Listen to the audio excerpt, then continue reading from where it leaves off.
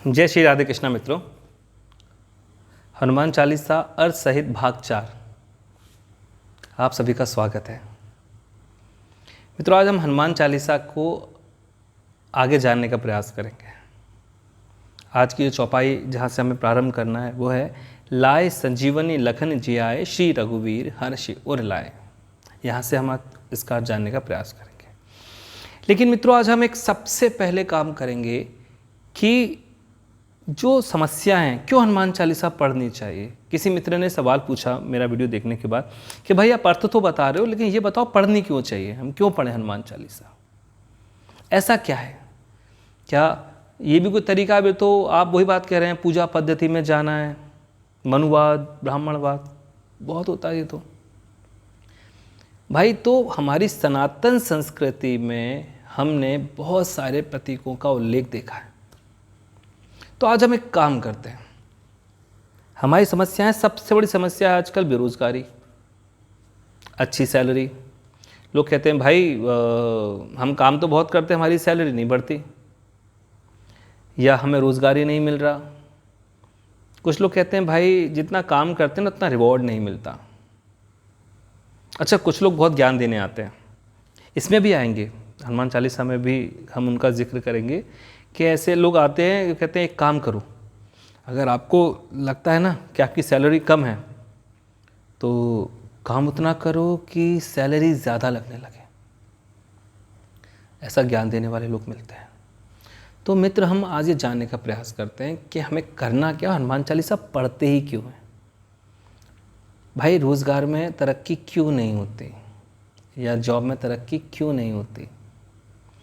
तो भाई कारण ये है कि आप किसी की ज़िंदगी में क्या वैल्यू ऐड करते हो, आप किसी की कंपनी में क्या वैल्यू ऐड करते हो, या आप किसी सिनेरियो में, किसी कंडीशन में क्या वैल्यू ऐड करते हो। अगर कहीं कोई क्लर्क है या एक ऑफिस में एक प्यून है, वो भी काम छोटा नहीं है, काम कोई छोटा बड़ा नहीं होता, लेकिन बात है वैल्यू ऐड करने की। उसका क्या काम होता है, फाइल को यहाँ से वहाँ ले जाना है, या किसी ने कुछ ऑर्डर दिया तो उसका ऑर्डर फॉलो करना है, उतना।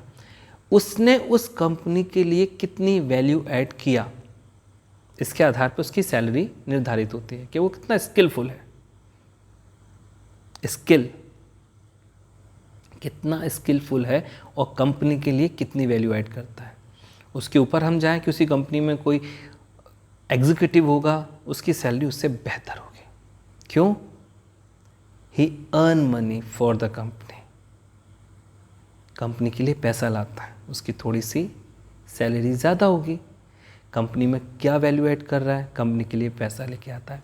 एक उस टीम का जो सुपरवाइज़र होगा, उसकी सैलरी थोड़ी सी और बेहतर होगी, वो क्या वैल्यू ऐड कर रहा है। इसी तरह से आज हम ये जानेंगे कि हम सब हनुमान जी हैं। हनुमान जी हम सब के अंदर हैं। वो अपनी शक्ति भूले हुए हैं ना। जब आपको मैंने शुरू में बताया था कि कपि कौन है, ये मन, ये मन है, इसको साधना है। जब आप अपने मन को साध लेते हैं,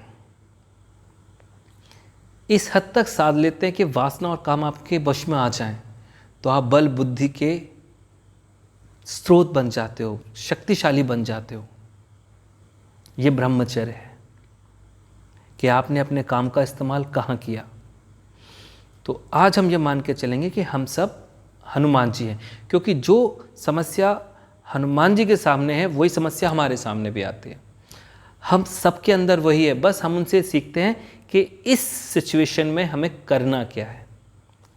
हम जो हनुमान चालीसा को समझने का प्रयास कर रहे हैं ना, वो सरल शब्दों में कर रहे हैं, आपकी मेरी आम भाषा में, कि यहाँ पे क्या होता है, लाए संजीवनी लखन जियाए श्री रघुवीर हर्षि उर लाए। भाई कितनी बड़ी वैल्यू ऐड कर रहे हैं वो राम जी के जीवन में, कि उनका भाई मूर्छित अवस्था में पड़ा हुआ है, और वहाँ पे वो केवल एक क्लू मिला है कि भाई कोई संजीवनी है, वो फलाने पर्वत पे है, वहाँ से लाके संजीवनी लेके आने पड़ेगी। शर्त यह है कि सुबह से पहले आ जानी चाहिए। टास्क है, उसके अंदर टाइम की लिमिट है, वो काम हनुमान जी को दिया गया है, और दिया कि हनुमान जी ने खुद ले लिया कि मैं लेकर आता हूँ। अब वो निकले हैं, रास्ते में मिलता है काल नेमी। ये वही काल नेमी जो हमको बोलते हैं ना, यार केवल उतना काम करो कि सैलरी ज़्यादा लगने लगे। अच्छा, ये काल नेमी हनुमान जी से ये बोल रहा है कि भाई तुम क्यों चिंता कर रहे हो, राम कौन है, राम ईश्वर है, आपको राम के लिए कुछ करने की ज़रूरत नहीं है, तू क्यों चिंता करता है, जो करना है सो राम करे।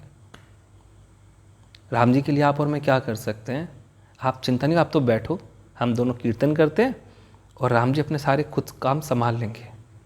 तो हनुमान जी क्या कहते हैं, हाँ वो ईश्वर हैं, लेकिन ये काम अभी उन्होंने मुझे दिया है और मैं सेवक हूँ, और उसको आराम करने का तब तक अधिकार नहीं है जब तक वो अपना टास्क पूरा ना कर ले। ये वैल्यू ऐड करते हैं। हम लोग कहते हैं ना, अरे कंपनी वाले तो बहुत पैसे वाले हैं, वो तो लगा देंगे, थोड़ा बहुत और कर देंगे, हम क्या रात दिन मरते रहें इसमें। नहीं, हमने क्या किया, ये हनुमान जी हैं, इसलिए हनुमान चालीसा पढ़िए। हनुमान चालीसा में बहुत कुछ है, हनुमान चालीसा में मैनेजमेंट भी है, साइंस है, अभी आगे वाली चौपाई में साइंस आएगा, इस पर हम चर्चा करेंगे। तो इस तरह से काम करना चाहिए। अच्छा, इसका परिणाम क्या होता है। दूसरी चीज़, हनुमान जी समझदार हैं। जब आप एक काम कर रहे हो तो उस समय पूरी समझदारी का ध्यान रखना चाहिए कि हमें क्या करना है और कैसे करना है, क्योंकि जब वो माता सीता से मिले थे तो माता सीता ने उन्हें अष्ट सिद्धि और 9 निधियों का वरदान दिया था। तो यहाँ पे जब हनुमान जी गए हैं संजीवनी बूटी लेने के लिए, तो लोग कहते हैं ना, अरे उनको तो कैसी थी, बुद्धि नहीं थी, वो पूरा पहाड़ तोड़ लाए थे उठा के, है ना। ऐसा नहीं है, हनुमान जी को इतनी बुद्धि थी, इसलिए वो पहाड़ तोड़ लाए थे कि अगर मैं संजीवनी बूटी उखाड़ लेता हूँ तो वहाँ तक जाते जाते वो अपने नेचुरल हैबिटेट में नहीं रहेगी, वो पानी, हवा, नमी सब उसके ऊपर लगेंगे, और क्योंकि वो जड़ क्या पता तब तक सूख जाए, उसका असर कम हो जाए। दूसरी चीज़, अभी युद्ध की स्थिति है, लंका में युद्ध चल रहा है, तो केवल लक्ष्मण जी नहीं, अभी और लोग भी घायल होंगे, युद्ध लगातार है, चल रहा है। तो पूरा मेडिकल लेकर साथ में चले गए कि चलो पूरा मेडिकल साथ में लेकर चलते हैं, किसी को अगर पैरासीटामोल लगेगा तो पैरासीटामोल, हाइड्रोक्लोराइड होगा तो हाइड्रोक्लोराइड, अपन तो सब, मैफेनिक लगेगा तो मैफेनिक, हम सब लेकर चलते हैं साथ में। ये हनुमान जी की डिसीजन मेकिंग है कि सिचुएशन में क्या करना है। उन्हें किसी ने बताया नहीं था कि आपको पहाड़ उखाड़ के लाना है, और वो पहाड़ को लेके इसलिए आया कि कोई भी बूटी सूखे नहीं, वो अपने नेचुरल हैबिटेट में रहे,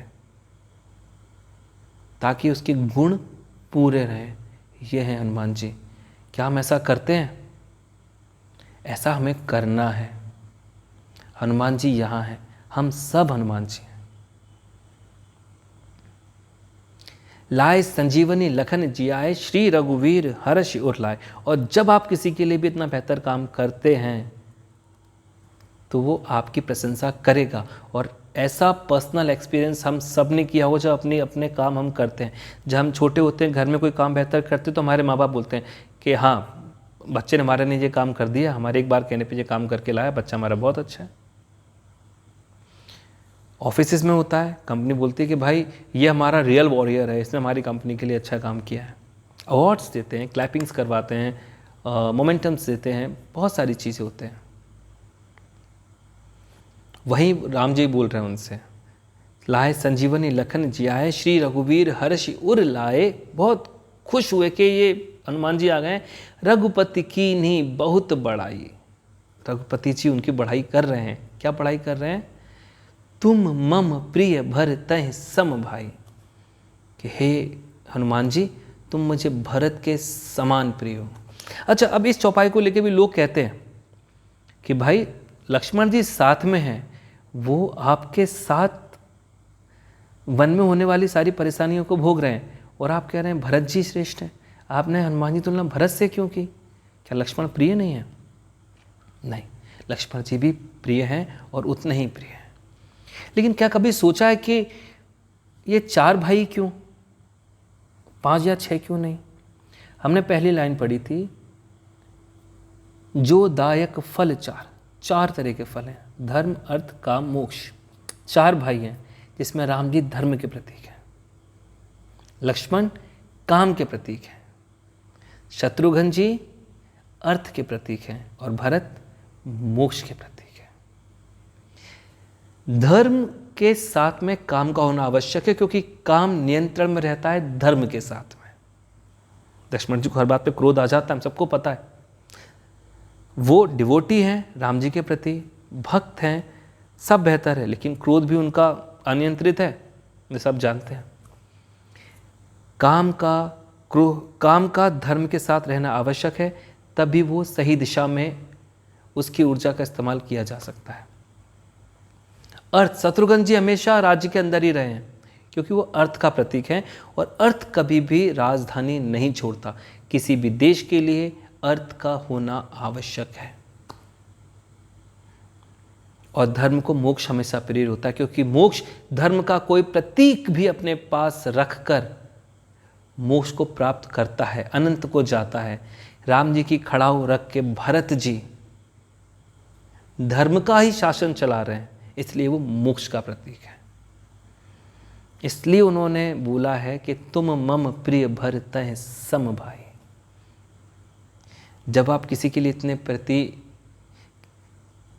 भावना से काम करते हैं ना, उसके बाद कहते हैं राम जी हनुमान जी से, तुम मम प्रिय भरतहि सम भाई, सहस बदन तुम रो यश गावे, अस कहि श्रीपति कंठ लगावे। कि हे हनुमान, आज सहस बदन तुम्हारा यश गान कर रहा है, रोम रोम तुम्हारे यश का गान कर रहा है ना। यानी कि इससे पहले की चौपाई में हमने सुना था, राम लखन सीता मन बसिया। क्यों बसिया? वो काम ऐसे करते हैं, वो ऐसे काम करते हैं, इतने समर्पण से काम करते हैं कि किसी के भी वो प्रिय बन जाते हैं। वो राम जी के प्रिय इसलिए कि उनके अंदर समर्पण है, डिवोटी हैं वो। क्या हम अपने कार्य के प्रति इतने डिवोटी हैं? अगर हम इतने डिवोटी होंगे तो हमें और क्या बेहतरीन मिलेगा, ये आगे है। तुलसी बाबा बहुत समझदार है। और हाँ, एक अलग से वीडियो बनाया हुआ जिसमें उन्होंने बोला है, अस कहीं श्रीपति कंठ लगावे। तो जय श्री राम और जय सिया राम में क्या अंतर होता है, ये वीडियो आप ज़रूर देखिएगा। इसका लिंक मैं डिस्क्रिप्शन में डाल दूंगा। कि श्रीपति का अर्थ है सिया के पति, कि ऐसा कहकर माता सीता के पति ने हनुमान जी को गले लगाया। सहस बदन तुम रो यश गावे, अस कहि श्रीपति कंठ लगावे।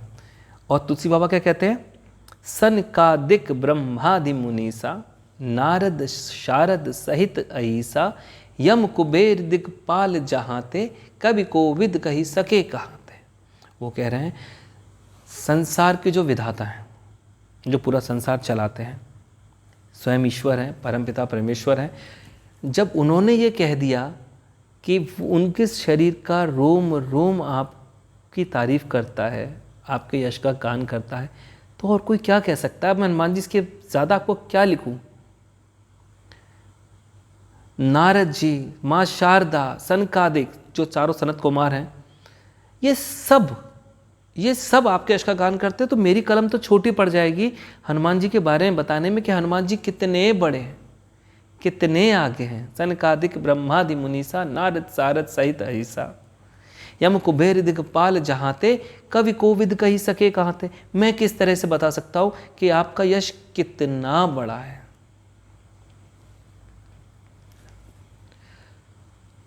अब देखिए, जब व्यक्ति इतना डिवोटी है, दूसरी चीज हनुमान जी की, क्यों हनुमान चालीसा पढ़नी चाहिए। हनुमान जी ने स्वयं को इतना प्रतिष्ठित किया है। अपने बचपन से लेकर बड़े तक वो बहुत प्रैक्टिस की, हर चीज़ की। उन्होंने मन को नियंत्रित किया। लेकिन हम सभी अपनी शक्तियों को भूले हुए हैं ना। हनुमान जी सिखाते हैं, कभी ध्यान लगाइए कि आपके अंदर भी सारी क्वालिटीज़ हैं, और इतनी क्वालिटीज़ है कि आप किंग मेकर हैं। जैसे हनुमान जी किंग मेकर हैं, उनसे जो मिलता है ना वो राजा बन जाता है। देखिए ना, सुग्रीव मिले तो राजा बने, विषण मिले तो राजा बने। उन्होंने क्या बोला, कवि कोविद कही सके कहाते, तुम उपकार सुग्रीव ही कीना, राम मिलाए राजपद दीना। क्या किया? हनुमान जी एक पुल का काम कर रहे हैं मेरे और मेरे प्रभु के बीच। वो एक पुल है। राम मिलाए राजपद दीना, उन्होंने सुग्रीव को राम जी से मिला दिया। राम जी मतलब डेस्टिनी, आपकी किस्मत, आपकी मंजिल, सब वही तो है राम। जहाँ आपको आराम मिलना है, जो आपकी डेस्टिनी है, जहाँ पे आपको सब कुछ पाना है, अंततः जहाँ पे आपको मिलना है, वो ब्रिज का काम करते हैं। तो वो ये कह रहे हैं कि राम मिलाए राजपद दीना, फिर क्या तुमरो मंत्र विभीषण माना।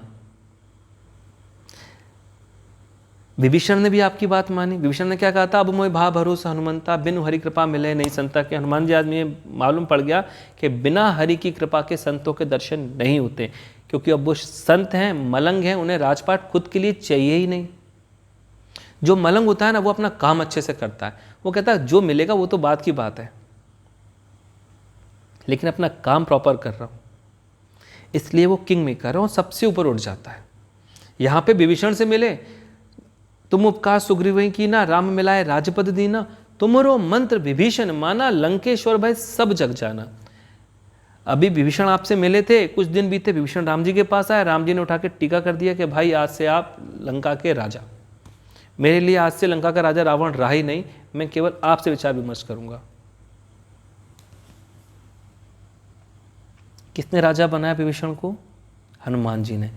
जो भी हनुमान जी के संपर्क में आता है उसकी प्रॉब्लम से वो बाहर आएगा ही आएगा। हनुमान जी उसको ले आते हैं। विभीषण जी दुखी थे ना वहां पे लंका में, वो उनके यहाँ पे भी राम लिखा था, तो उनसे पूछा रावण ने, क्यों भाई तुम राम के भक्त हो? कहता है नहीं महाराज, ये मैंने शॉर्ट फॉर्म में लिखा हुआ है। रा का मतलब रावण, माँ का मतलब मंदोदरी। तुलसी मेरे राम को रीझ भजो या खींच, भूम पड़ा जाए सभी उल्टा सीधा बीज। यही है ना, आपने राम जपा ना, राम, आपने अपना काम दिल से किया। हनुमान जी मिले, और अगर हनुमान जी आपको मिले हैं तो आपकी प्रॉब्लम सॉल्व होगी ही होगी। विभीषण से मिले, विभीषण उस असत्य से उनका पीछा छूटा, गलत जगह से पीछा छूटा, जहाँ विकारी भाव के लोग थे वहां से पीछा छूटा, वो सीधे राम के पास। जंगल जंगल डर के मारे भटकते हुए सुग्रीव को जब हनुमान जी मिले, उनका डर छूटा, उन्होंने राम से मिलाया, राजा बन गए। डर जैसे ही हम निर्भय हो जाते हैं, हम उच्च पद को प्राप्त कर लेते हैं। और हनुमान जी हमको वो मोटिवेशन और वो हिम्मत देते हैं। ये हनुमान जी, राम मिलाए राजपद दीना, तुमरो मंत्र विभीषण माना, लंकेश्वर भय सब जग जाना। अब दोस्तों इसके आगे की चौपाई है ना, जो जुग सहस्त्र योजन पर भानु, इसमें विज्ञान है, इसलिए इसका उल्लेख हम अपने अगले भाग में करेंगे। लेकिन मेरा आप सबसे एक निवेदन है कि कुछ लोगों ने मेरी दोस्ती यारी में चैनल सब्सक्राइब कर तो लिया है, लेकिन मेरा उनसे निवेदन है कि आप इसको सुनिए। और ये बनाने का उद्देश्य जो है कि हम अपने बच्चों के लिए कहानियाँ बना रहे हैं। लोग हमसे सवाल करते हैं आपके यहाँ पे ऐसा क्यों होता है, वैसा क्यों होता है। भाई हमारे यहाँ कुछ भी ऐसे वैसे नहीं। हम एक तुलसी को जो दीपक भी लगाते हैं ना, ये सारे वीडियोस हमारे आने वाले समय पे आएंगे। हम तुलसी को दीपक क्यों लगाते हैं, हम पीपल की को धागा क्यों बांधते हैं, हम सूर्य को अर्घ क्यों देते हैं। हमारे यहाँ कुछ भी अवैज्ञानिक नहीं है। सनातन संस्कृति एक वैज्ञानिक पद्धति है जीवन जीने की। हनुमान चालीसा से हमने जो प्रारंभ किया वो इसलिए किया क्योंकि हनुमान जी बल बुद्धि के दाता हैं। हनुमान जी हमें संयम रखना सिखाते हैं। हनुमान जी हमें प्रैक्टिस मोड में लेके जाते हैं। प्रैक्टिस मेक्स परफेक्ट का पार्ट हमें हनुमान जी सिखाते हैं। हम कैसे खुद को संयमित रख सकें। सबसे चंचल प्रजाति के होते बाद भी उन्होंने कैसे स्वयं पर संयम किया, यह हमें हनुमान जी सिखाते हैं। इसलिए हनुमान चालीसा पढ़ो, इसमें आप हो, आप स्वयं हनुमान हो। देखिए आपका मन चंचल है, कभी ध्यान लगा के देखिए ऐसे करके, 2 मिनट बैठिएगा, मन लगेगा ही नहीं। ये मन कपी है, एक जगह पे ठहरता ही नहीं। इसको साधना, ये हनुमान जी सिखाते हैं। और जब हम इसको साध लेते हैं, अपने काम को साध लेते हैं, तब हम अपने अस्तित्व में जो प्राप्त करना चाहते हैं वो प्राप्त करते हैं। हम व्यक्ति से व्यक्तित्व की यात्रा करते हैं। ये हमें हनुमान जी सिखाते हैं। तो हम किस तरह से इस वैज्ञानिक संस्कृति को आगे बढ़ा सकें, इसके लिए आप सुनिएगा, बच्चों को सुनाइएगा। अगर आपको अच्छा लगे तो सब्सक्राइब कीजिएगा, आगे भेजिएगा, क्योंकि ये हमारी सभ्यता, हमारी संस्कृति की बात है। हमेशा की तरह सभी सनातनियों से मेरी हाथ जोड़कर प्रार्थना है, विनती है, निवेदन है, किसी भी धर्म, पंथ, मजहब के विषय में एक भी गलत शब्द ना कहिएगा। जिस बात से दंगा भड़का, मैं ऐसा बोलना ही नहीं है। हमारी संस्कृति इतनी बेहतरीन, इतनी प्यारी, इतनी शोभित है कि जैसे जैसे लोगों को सनातन संस्कृति का ज्ञान होगा, सभी लोग हमारी सनातन संस्कृति को अपनाएंगे, हमसे प्यार करेंगे और एक दिन से समस्त संसार सनातन को मानेगा, क्योंकि सनातन ही सत्य है। जय श्री राधे कृष्ण मित्रों।